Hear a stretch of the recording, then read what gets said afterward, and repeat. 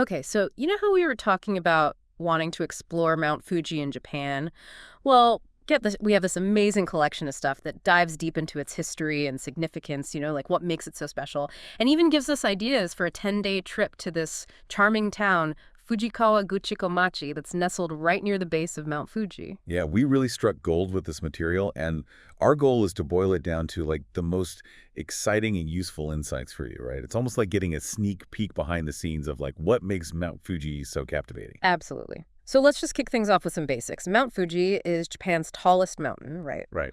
It stands at a whopping 12,388 feet. Meters, that's 3,776 meters. Wow, yeah, 3,776 meters. It's located in the Yamanashi and Shizuoka prefectures, about 60 miles west of Tokyo. And here's a cool fact.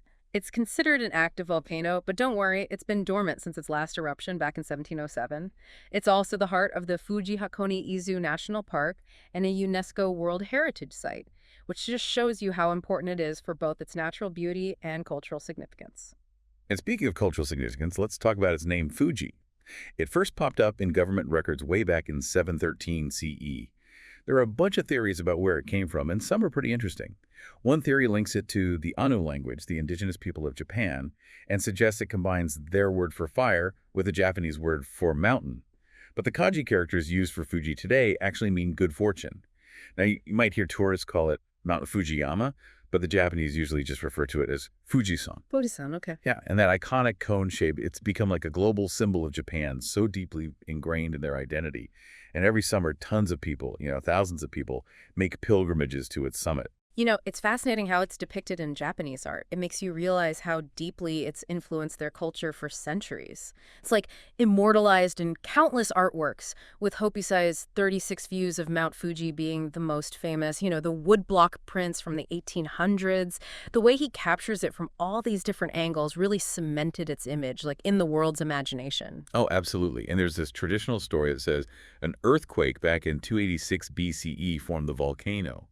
But the real story is much more complicated, like spanning millions of years.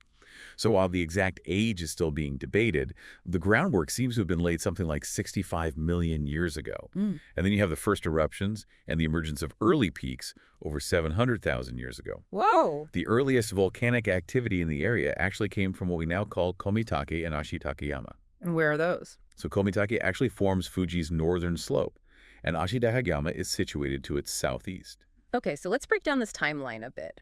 Mount Fuji, with its classic cone shape, is what's called a stratovolcano. It's like a giant layer cake made from lava and ash built up over like tons of eruptions over a really long time.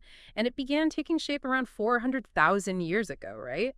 Nestled between those older formations, Komitake and Ashitakayama that you just mentioned, it's basically three volcanoes stacked on top of each other, isn't it? That's a great way to put it, yeah. You've got Komitake at the base, and then about 100,000 years ago, Ko-Fuji, which means Old Fuji, began to form on top of it. And finally, Shin-Fuji, or New Fuji, started its activity around 10,000 years ago. Okay. And it's this last one, the Shin-Fuji, that kept erupting and shaping the mountain into that nearly perfect cone we see today. I see. Over time, lava and debris from Ko-Fuji covered most of Komitake, but you can still see its peeking out on Ko-Fuji's slope. So it's not just a single event, but this really long process. That's amazing. So what's the bigger picture here? Like, why is Mount Fuji located where it is, and why is it a volcano in the first place? Well, Mount Fuji is part of something called the Fuji Volcanic Zone. And this zone is like a chain of volcanoes that stretches from the Mariana and Izu Islands through the Izu Peninsula and all the way up to northern Honshu. So that's not just a random volcano popping up? No, not at all. Geologists say it's all because of the movement of Earth's tectonic plates. You know how the Earth's crust is made up of these massive plates that fit together like a giant puzzle? Yeah. Well, they're constantly moving, and where they bump into each other or slide past each other, you often get volcanoes and earthquakes. And in Mount Fuji's case, it's the Pacific plate sliding under the Philippine plate at the Nankai Trough. Okay. This trough runs along Japan's southern coast. Yeah. And that's what's fueling Fuji's volcanic activity. Historically, major eruptions have happened roughly every 500 years. And the last big one was in 1707, right? What happened? Yeah, December 1707. People back then described the ashfall as so thick that it darkened the skies as far as Edo, which is present-day Tokyo.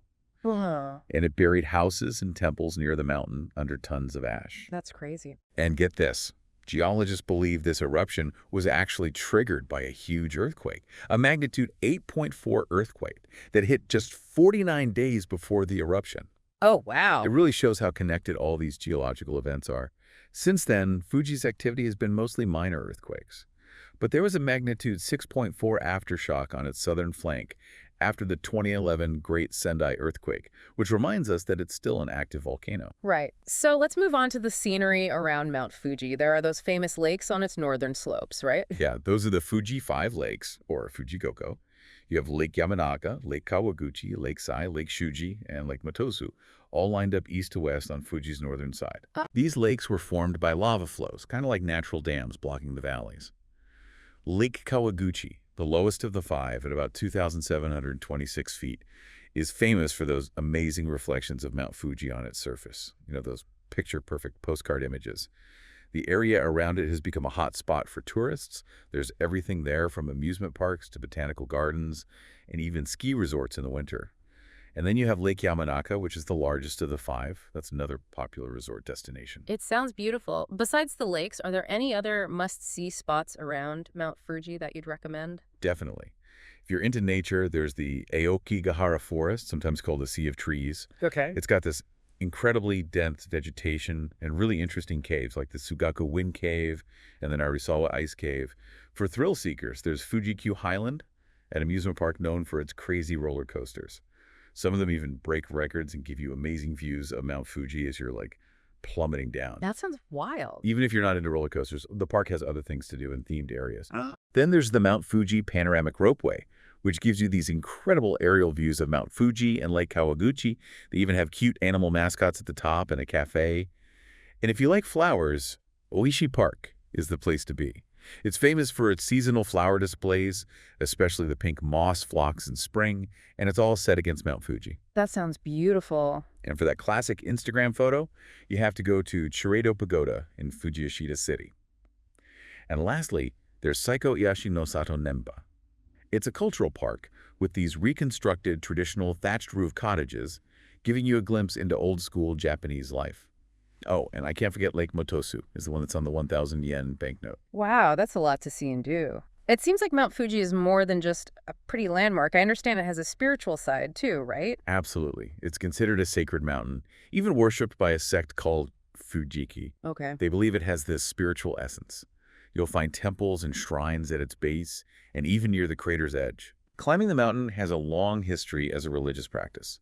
And while women weren't allowed to climb it until the Meiji Restoration in 1868, today, thousands of people, pilgrims, and regular climbers make the trek every year, especially during the official climbing season from July 1st to August 26th. That's interesting. It's actually common for climbers to start at night so they can see the sunrise from the summit, which is considered a sacred experience. So, with all this history and cultural significance, it makes sense that someone would want to spend some quality time exploring the area.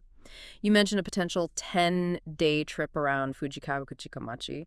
We may not have a specific day-by-day plan, but we've got a great overview of the Mount Fuji region. Right. So, based on what we know, how could someone make the most of those 10 days while based in Fuji-Kawaguchi-Komachi? Well, since Fuji-Kawaguchi-Komachi is right on the shores of Lake Kawaguchi, it'd be a perfect central base for exploration. Makes sense. So where should we start? Like day one, what do we do?